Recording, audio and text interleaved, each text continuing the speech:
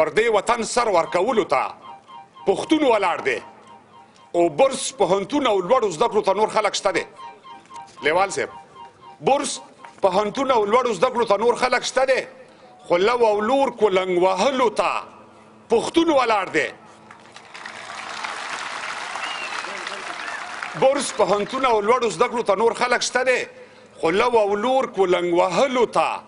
پښتون ولاړ دی دا هغه قوم دی نه په زر او نه په زور ماتیږي دا هغه قوم دی نه په زر او نه په زور ماتیږي په غرغرو باندې ختلو ته پښتون ولاړ دی دا هغه قوم دی نه په زر او نه په زور ماتیږي په غرغرو باندې ختلو ته پښتون ولاړ دی ولې به یې نه ستایمه ولې به ترې نه زارېږم پروني تللو او نن راغلو ته پښتون ولاړ دی ولې به یې نه ستایمه ولې به ترې نه زارېږم پروني تللو او نن راغلو ته پښتون ولاړ دی سبا که امن نو ډېر داویداران به راشي نن د جګړې مهارولو ته پښتون ولاړ دی ټپي صاحب یو ځل مخکې ویلې مې پر اوبو پلو لښکرې راغلې په جوش خولو لښکرې راغلې په ولولو لښکرې راغلې او که د خالو لښکرې راغلې زه به ګومل ته د خپل یار دیدن لزمه دعا کوه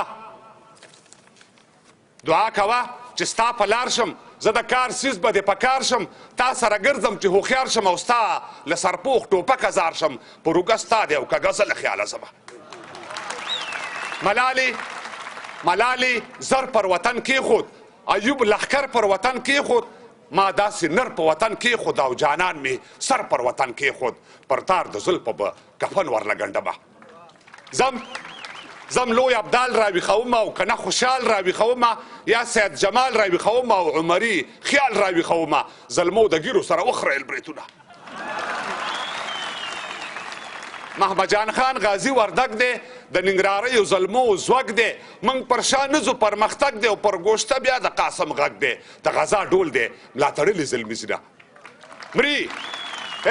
مري خو په لار د پیغور نه ځي دی خپل تاریخ ته مختور نه ځي شور کوه مه دی په شور نه ځي او پښتون جنت ته په زور نه ځي خو په رضا در دوزخو در سره ځي و ده له ویښه ګټه نه ده کړې وخې له سیخه ګټه نه ده کړې ما له سرپیخه ګټه نه ده کړې او تا له تاریخه ګټه نه ده کړې بیا په تورخم ما سره ما اچوه لاسونه د غوږ نیومو ډېره